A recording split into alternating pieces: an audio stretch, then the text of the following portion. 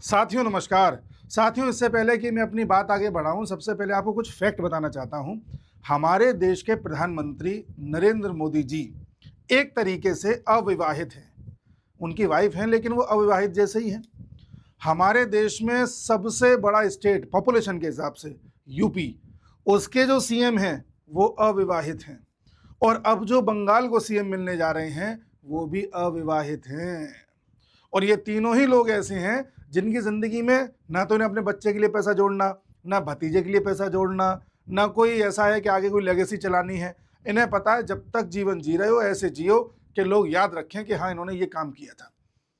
अब बंगाल में ऐसे ही नाम को चुना गया है जो अब बंगाल के सीएम होंगे। वो शुभेंदु अधिकारी हैं, हम सब जानते हैं। लेकिन शुभेंदु अधिकारी को ही क्यों चुना?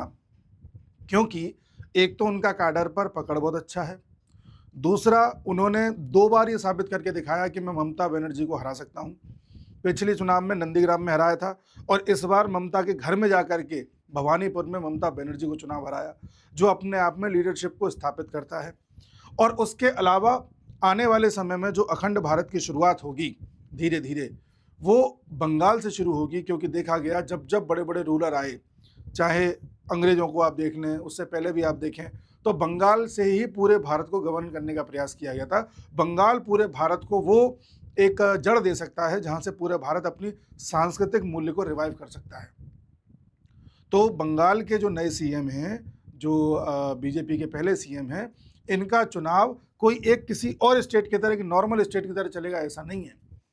ये बंगाल का जो स्टेट है उतना ही इम्पोर्टेंट या उतना ही सांस्कृतिक रूप से इम्पोर्टेंट रहेगा जितना यूपी है।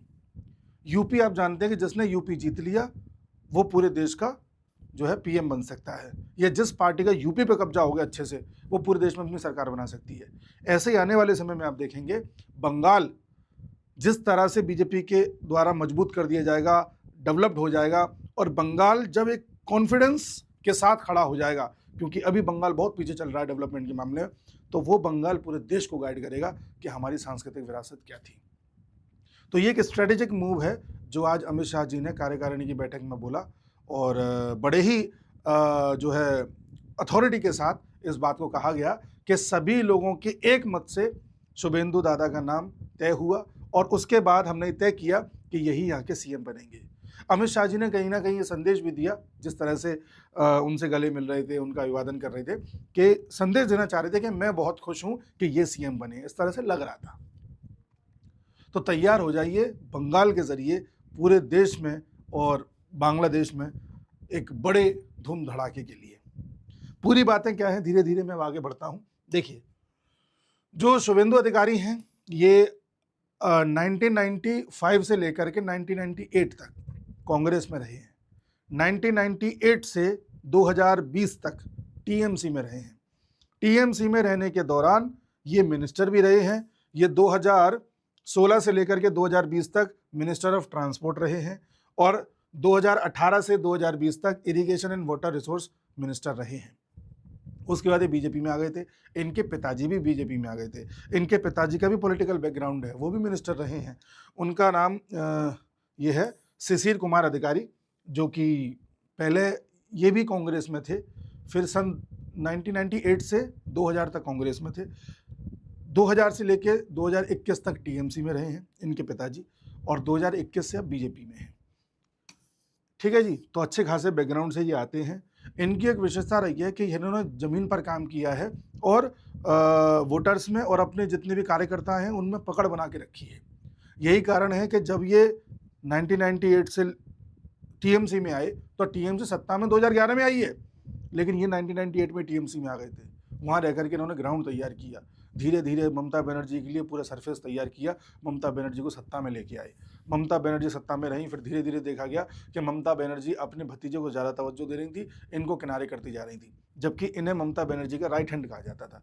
इस बात को लेकर के इन्हें बुरा लगा, और फाइनली उन्होंने टीएमसी छोड़ दी, बीजेपी में आ गए। फिर बीजेपी में भी ग्राउंड बनाने में उन्होंने बहुत बड़ी भूमिका निभाई है। इसमें हमने एक रिजल्ट के तौर पर देखा भी था कि हाँ, बीजेपी ने 2016 में बंगाल में केवल 3 सीटें जीती थी, और 2021 में 77 सीट जीती थी, और अब 207। तो ये इनका कैलिबर है। और ये वर्कर्स में बड़े जो है पॉपुलर हैं। अगर इनको सीएम न बनाया जाता तो वर्कर नाराज हो जाता, एक बड़ा सेक्शन वर्कर का नाराज हो जाता। तो इनको बनाने से सब खुश हैं, बंगाल खुश है, वर्कर्स खुश हैं। सबसे बड़ी बात यह है कि एक ऐसे आदमी को बनाया है जो आगे जाकर के बड़ी अथॉरिटी के साथ बड़े बड़े डिसीजंस ले सकता है, इन्वेस्टमेंट ला सकता है, क्राइम को, कट मनी को, भ्रष्टाचार को, इन सबको ख़त्म कर सकता है और लोगों में वो सेंस ला सकता है कि भाई कानून ही सर्वोपरि है, जैसे यूपी में वो सेंस आ चुका है। तो ये चुनाव हुआ है। एक चीज़ और मैं आपको बताऊं, इस समय आप गौर करेंगे तो ये बांग्लादेश है। बांग्लादेश के इस तरफ के बॉर्डर, बंगाल वाले बॉर्डर को अगर आप देखें तो बीजेपी की सरकार है पूर्ण बहुमत की। अगर आप ये असम वाला बांग्लादेश का बॉर्डर देखें तो बीजेपी की सरकार है पूर्ण बहुमत की। अगर त्रिपुरा वाला बॉर्डर देखें तो बीजेपी की सरकार है मजबूती के साथ। मेघालय की बात करें, यहाँ मेघालय डेमोक्रेटिक अलायंस की सरकार है जिसमें बीजेपी एक छोटा पार्टनर है। बट हाँ, यहाँ पर जो सीएम है उनका बड़ा क्लियर इंस्टांस है कि नेशनल सिक्योरिटी के साथ किसी तरह का कोई कॉम्प्रोमाइज़ नहीं किया जाएगा। 400 किलोमीटर की बाउंड्री बनती है मेघालय और बांग्लादेश के बीच में, जिसमें लगभग 40 किलोमीटर की फेंसिंग रह गई है, जिसको बड़ी तेज़ी से पूरा कराने में वो केंद्र सरकार का सहयोग कर रहे हैं। ठीक है, अब हर तरफ से बांग्लादेश को बीजेपी वाली सरकारों ने घेर लिया है। वो लोग मुझे बताएं जो बड़े परेशान थे 2024 से कि भाई बांग्लादेश में मोहम्मद यूसुफ के नेतृत्व में हिंदुओं के साथ क्या हो रहा है, बांग्लादेश देखो किस तरह के बयान दे रहा है, बांग्लादेश किस तरह से भारत को चेता रहा है, भारत सरकार क्यों कुछ नहीं कर रही है, मोदी जी क्यों कुछ नहीं कर रहे हैं। हमने कहा भी था कि मोदी जी को करना तो चाहिए, पर ठीक है, शांति रखिए, कुछ ना कुछ होगा। मोदी जी ठंडा करके खाते हैं। आज आप देख लीजिए बंगाल के रिजल्ट के बाद, और असम में तो कितनी तगड़ी मेजोरिटी है, बंगाल में भी तगड़ी मेजोरिटी है। अब आप मुझे बताइए, अब ज़्यादा अच्छा है या उस वक्त मोदी जी कुछ कर देते बांग्लादेश पर, वो ज़्यादा अच्छा था। अब बांग्लादेश पर कुछ करने की आवश्यकता नहीं है, ये खुद ही घुट घुट के मर लेगा। और बयान आना स्टार्ट हो गए। बांग्लादेश के होम मिनिस्टर ने आज बयान दिया है कि हमें इस बात की बड़ी चिंता है कि बंगाल में बीजेपी की सरकार आ गई है, हम सबको अलर्ट होना होगा बॉर्डर पर, क्योंकि बड़े स्तर पर हो सकता है इलीगल माइग्रेंट्स को वापस बांग्लादेश भेज दिया जाए। जी, ये होम मिनिस्टर सलाउद्दीन है, उनको बड़ी चिंता हो गई एकदम से। इस पर एक सवाल मैं पूछ रहा हूँ, ऐसा क्यों हुआ कि बीजेपी सरकार आते ही इनको चिंता हो गई? ये चिंता टीएमसी सरकार में क्यों नहीं थी इनको, या उससे पहले लेफ्ट की सरकार में क्यों नहीं थी, और उससे पहले तो खैर ये जब ईस्ट पाकिस्तान था तो कांग्रेस सरकार में क्यों नहीं थी? ये सवाल उठता है। ये सवाल उन लोगों से आप पूछिएगा जो लोग बड़ा न्यूट्रल होने की बात करते हैं ना, जिन्हें मोदी जी में बड़ी कमियां दिखती हैं, अमित शाह में बड़ी कमियां दिखती हैं। उनसे बस एक छोटा सा सवाल पूछ लेना कि बांग्लादेश जैसे देश को बीजेपी सरकार आने से एकदम से टेंशन क्यों हुई? उधर हमारी मिनिस्ट्री ऑफ एक्सटर्नल अफेयर ने भी जवाब दिया और उन्होंने कहा कि देखिए, इलीगल इमिग्रेंट जो बांग्लादेश से आए वो तो हमारा कोर कंसर्न है, हमें तो भगाने ही हैं। अब ये बांग्लादेश को सहयोग करने की आवश्यकता है कि जब हम उन्हें यहाँ से भगाएं तो क्रॉस वेरीफाई करके उन्हें अपने यहाँ पना दे दे। आज अमित शाह जी ने भी जब शुभेंदु अधिकारी जी का नाम घोषित किया था, उसके बाद उन्होंने बोला था कि हमारी प्रथम प्रायोरिटी है कि हमें इलीगल बांग्लादेशियों को भगाना है, बंगाल से तो भगाना ही है, पूरे देश से भगाना और एक एक बांग्लादेशी को भगा देना है। खुल के कहा है, इसलिए शुभेंदु अधिकारी की जरूरत है। एक खबर और आई थी पहले चुनाव के दौरान, बांग्लादेश के सांसद थे अख्तर हुसैन, उन्होंने भी यही बात कही थी कि कहीं बंगाल के चुनाव में बीजेपी न जीत जाए, टेंशन। और बंगाल में ममता बनर्जी के हारने से पाकिस्तान में भी टेंशन है, दुखी हैं बेचारे। कोई कह रहा है इलेक्शन हैक हो गया है, कोई कह रहा है ईवीएम से छेड़छाड़ हो गई है, कोई कह रहा है कि गलत तरीके से, मतलब रोना धोना चालू है। यानी कि ममता बनर्जी की हार से रोना धोना बांग्लादेश में भी चालू है, पाकिस्तान में भी चालू है, और भारत में कुछ पत्रकार, कुछ यूट्यूबर जो वामपंथी हैं, जो इस तरह का एजेंडा चलाते हैं, उनमें भी दुख है। तो आप देख लीजिए डॉट्स कहां कनेक्ट हो रहे हैं, किन लोगों से विचारधारा मैच कर रही है हमारे देश के उन पत्रकारों की जो वामपंथ के रास्ते पर निकल चुके हैं। खुद देख लीजिए, छटके सामने आ रहे हैं साहब। मोदी जी को कोई एक्स्ट्रा एफर्ट नहीं लगाना पड़ रहा, किसी के पीछे नहीं पड़ना पड़ रहा, किसी का चैनल बंद कराना है चालू नहीं कराना पड़ रहा। मोदी जी ठंडे बस्ते में चीज़ों को डाले हुए थे, अपने आप धीरे धीरे चीज़ें निकल के आ गई और सब खुल गया सामने।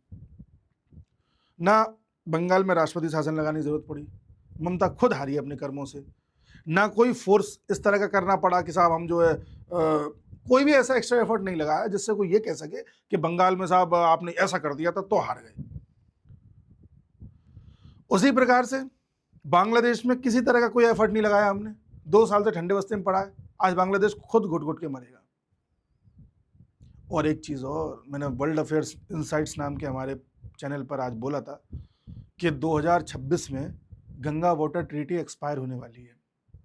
जी, 1996 में एक ट्रीटी करी थी हमने बांग्लादेश के साथ, हमारे पीएम देवेगौड़ा साहब, वहाँ शेख हसीना, कि जो गंगा का पानी आ रहा है जो बंगाल से होकर के बांग्लादेश में जाता है, और गंगा पहले 2 हिस्सों में बट जाती है, यहाँ ये भागीरथी हुगली बन जाती है, यहाँ पद्मा बन के पहुँचती है, तो इस पानी का यहाँ फरक्का बैराज से वितरण होता है। तो वितरण कितना होगा, कैसे होगा, कब होगा, उसके लिए एक ट्रीटी तैयार की गई थी। इस पूरी ट्रीटी में बांग्लादेश को फ़ायदा ज़्यादा था, हमें नहीं था। इस साल वो ख़त्म होनी है, तो रिन्यू करने की बारी आएगी। अब या तो रिन्यू करिए या कैंसिल करिए। मान लो रिन्यू करोगे तो आप जानते हैं कि हम किस हिसाब से रिन्यू करेंगे, हम तो उस हिसाब से करेंगे कि भाई हमें पानी मिले जाता, तो बांग्लादेश और मरा। ऐसे खेला जाता है, पॉलिटिक्स ऐसे होती है साथियों। मैंने आपसे कितनी बार कहा है कि पॉलिटिक्स को पॉलिटिक्स की तरह लिया कीजिए, पॉलिटिक्स नहीं, पॉलिटिक्स, ठीक है। तो इतनी बात मैंने बंगाल से संबंधित बता दी। अब एक खबर पे और आते हैं। एक्टर विजय, टीवी के जो ये विजय साहब हैं, इन्होंने गवर्नर जी के सामने साइन करवा के अपने विधायकों के प्रस्ताव पेश कर दिया है कि मैं सरकार बनाने के लिए तैयार हूँ। इन्होंने गलती ये कर दी है कि उस पर कांग्रेस की सिग्नेचर भी करवा ली है, जबकि इन्हें सिर्फ और सिर्फ अपने विधायकों को सिग्नेचर करवा के देना था और बोलना था कि बाकी पार्टी से समर्थन प्राप्त है। अब हुआ ये है कि इनके 107 थे, 108 थे, 108 थे जीते हुए, 118 करने थे, 10 कम पड़ रहे थे। उन 10 में से कांग्रेस के 5 विधायकों ने साथ दे दिया, फिर 5 कम पड़े। उन 5 को पूरा करने के लिए सीपीआई और सीपीएम आगे आ गए हैं, communist party of India, communist party Marxist. इनके 2-2 विधायक हैं, तो 2 और 2 4 हो गए, 5 कांग्रेस के, 4 ये, 9 हो गए, 1 कम पड़ रहा है। उस 1 की भरपाई करेगा वीसी के नाम की पार्टी। इनके 2 विधायक जीत के आए। इन्होंने ये कहा कि अभी हम शाम तक सोच के बताएंगे कि समर्थन दें या ना दें, और ये बोला या तो शाम तक बता देंगे, कल सुबह बता देंगे। और कल एक्टर विजय का शपथ ग्रहण समारोह है। अब एक खबर और आ रही थी कि उधर डीएमके और एआईएडीएमके कोशिश कर रहे हैं कि मिलकर सरकार बना लें, बट उनके पास इतनी सीटें नहीं है। उधर बीजेपी के सिर्फ 1 विधायक है, और कई लोग कह रहे हैं कि ऑपरेशन लोटस चल सकता है, कहीं बीजेपी, डीएमके, एआईएडीएमके और कुछ ये छुटपुट पार्टीज को मिलाकर के सरकार ना बनवा दे। बट ऐसा मुझे लगता नहीं है, क्योंकि अगर ऐसा करना होता बीजेपी को, तो ये जितने भी छटपट पार्टी समर्थन देने जा रही है, इनको वो समर्थन देनी नहीं देती। आपको क्या लगता है, अमित शाह के पास इतनी ताकत नहीं है कि वो 4 विधायकों के समर्थन को रोक सकें? कुछ भी हो सकता है एक फ़ोन पर, लेकिन होने दिया गया, क्योंकि तमिलनाडु को डीएमके और एआईएडीएमके की जो पॉलिटिक्स चल रही है लंबे समय से, कभी ये जीत रही है, कभी ये जीत रही है, कभी ये जीत रही है, कभी ये और दोनों ही वो एक जैसा एजेंडा चला रहे हैं, है ना। डीएमके तो बिल्कुल एंटी सनातन हो चुकी है, बिल्कुल सनातन के विरोध में, हिंदी के विरोध में, नॉर्थ इंडिया के विरोध में।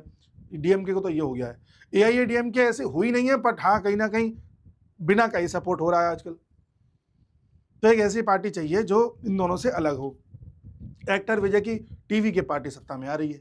मैंने डिटेल्ड वीडियो बना करके ये बताया था शायद वर्ल्ड अफेयर्स इनसाइट्स पर कि एक्टर विजय अपनी पार्टी लेकर के तो आ जाएंगे, सवाल ये है कि 5 साल चलाएंगे कैसे, और अगर गलती से चला लिया तो जीवन में फिर कभी उनकी पार्टी सत्ता में नहीं आएगी, क्योंकि इन्होंने वादे ऐसे ऐसे कर रखे हैं जिनको पूर्ति करने के लिए बजट पता नहीं कहाँ से लाएंगे।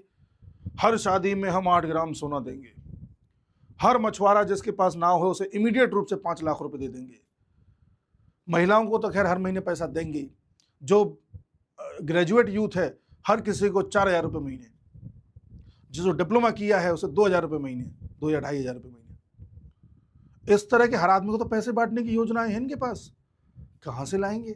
और जब पूर्ति नहीं कर पाएंगे तो वोटर इनसे बिदक जाएगा, और जब वोटर बिदक जाएगा तो जो वोटर डीएमके से छूट के इनके पास आया था, एआईएडीएमके से छूट करके इनके पास आया था, वो वापस वहाँ तो जाएगा नहीं। बिदका हुआ वोटर को समेटेगी अपने पास बीजेपी। तो अगले चुनाव में, तमिलनाडु में जो अगले चुनाव होंगे 2031 में, उसमें बीजेपी का एक सिग्निफिकेंट कमबैक आप देखेंगे, कुछ भी हो सकता है बीजेपी जीत भी जाए। इसीलिए टीवीके को बनाने दो, जाने दो, करने दो। अभी रोक दोगे टीवीके को सत्ता में आने से तो जनता में टीवीके का क्रेज बना रहेगा। ऐसा कर दो कि जनता ना डीएमके को पसंद करे, ना एआईएडीएम को पसंद करे, ना टीवीके को पसंद करे। इसे कहते हैं पॉलिटिक्स। पॉलिटिक्स में patience is the key. Patience, बैठे रहो। वो होता है ना चीता, बैठा रहता है जब तक शिकार नहीं आ जाता, जब तक मतलब शिकार उसकी रेंज में नहीं आ जाता तब तक इंतजार करता है, चाहे कितना भी टाइम बीत जाए। पॉलिटिक्स तो ये चल रहा है यहाँ। साहब जब इतनी बातें हो गई हैं तो एक दुख भरी बात और कर लेता हूं मैं आपसे। एक गमगीन बात मैं आपसे करना चाहूंगा अखिलेश भैया की। अखिलेश भैया जी, इस पूरे गमगीन माहौल में जहाँ डीएमके हार चुकी है, जहाँ टीएमसी हार चुकी है, डीएमके का साथ कांग्रेस ने छोड़ दिया इमीडिएट। जो डीएमके कांग्रेस के साथ मिलकर लड़ी थी, उस कांग्रेस ने एक सेकंड नहीं लगाई डीएमके का साथ छोड़ने में। जहाँ हर कोई अपना अपना स्वार्थ देख रहा है, कोई पिट गया, कोई लुट गया, कोई छोड़ गया, ऐसी स्थिति में केवल एक जना है जो सबका साथ दे रहा है, जिनका नाम है अखिलेश भैया। बेचारे न जाने कैसे ट्रेन, बस, साइकिल पकड़ के बंगाल तक पहुंचे, दीदी से मिले, उनके छोटे से साधारण से घर में जाकर के उनसे मिले और दीदी से एक ही बात कही कि दीदी आप हारी नहीं है, ये तो चुनावों को हैक करने के प्रोसेस ने आपको हरा दिया है, लेकिन आप हारी नहीं है, हम आपके साथ हैं। इनके भतीजे से मिले, आकाश क्या नाम है, अभिषेक बनर्जी से, आप हारे नहीं हैं, सबको सांत्वना दे रहे, तुम कोई नहीं हारे हो, नहीं हारे हो ना अखिलेश भैया। क्यों? अच्छा, अखिलेश भैया को जब इतना ही सांत्वना देनी थी तो जब चुनाव चल रहा था तो कैंपेन करने के लिए क्यों नहीं गए थे बंगाल? ममता बनर्जी की किसी रैली में उनको सपोर्ट क्यों नहीं, ममता बनर्जी की तरफ से रैली क्यों नहीं करी एक दो? क्योंकि अखिलेश भैया को पता था कि उसमें इतनी भीड़ नहीं आएगी जितनी योगी जी की रैली में आ रही है, और फिर दोनों पिक्चर्स को कंपेयर करके सोशल मीडिया पर चलाया जाएगा, जिसका असर यूपी चुनाव पे पड़ेगा। इसलिए जाओ ही मत, बाद में जाएंगे जब सब लुट पिट जाएगा। फिर इधर स्टालिन साहब से भी मिले हैं, ये फोटो ही मुझे मिली है और आज एक न्यूज़ चैनल पे मैं देख रहा था, उस पर भी चर्चा हो रही थी कि इनके चेन्नई जाने की खबर तो नहीं आई है, बट फोटो सर्कुलेट हो रही है, कहीं पुरानी फोटो तो नहीं है। फिर बाद में पता चला फोटो अभी की है। और अखिलेश भैया जब ममता बनर्जी से मिले तो एक बाइट दी मीडिया को और कहा कि हम वो नहीं हैं, हम वो नहीं हैं जो मुसीबत में साथ छोड़ दें। यह बयान दिया है, शायद ट्वीट भी किया इस तरह का। अब मुसीबत में साथ किसने छोड़ा है? कांग्रेस ने। कांग्रेस ने तुरंत डीएमके के साथ छोड़ दिया और उधर कांग्रेस इंडिया अलायंस के नाम पर टीएमसी को साथ लेकर चुनाव लड़ी थी 2024 का, और अभी टीएमसी के खिलाफ ही चुनाव लड़ रही थी। तो अखिलेश भैया इनडायरेक्टली कांग्रेस को नाप रहे हैं और एक संदेश देना चाह रहे हैं कि देखो, कल को मेरी हालत ममता जैसी हो जाए तो मुझे छोड़ के मत चले जाना।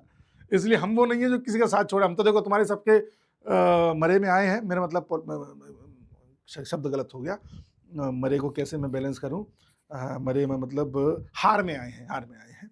हम तो तुम्हारी हार में आए हैं, लेकिन कल को हमारे साथ कुछ हो जाए तो प्लीज़ आ जाना भैया, अकेला मत छोड़ देना। ये वाली टैक्टिक्स है। साथ ही अखिलेश यादव ने मीडिया से मुखातिब होते समय बोला था यूपी में कि आजकल हम एक पंडित जी के संपर्क में हैं, वो पंडित जी जैसा कहते हैं हम वैसा कर रहे हैं।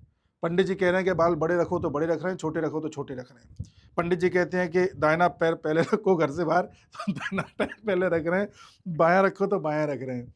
पंडित जी कहते हैं कि आज घर से मत निकलो तो नहीं निकल रहे हैं।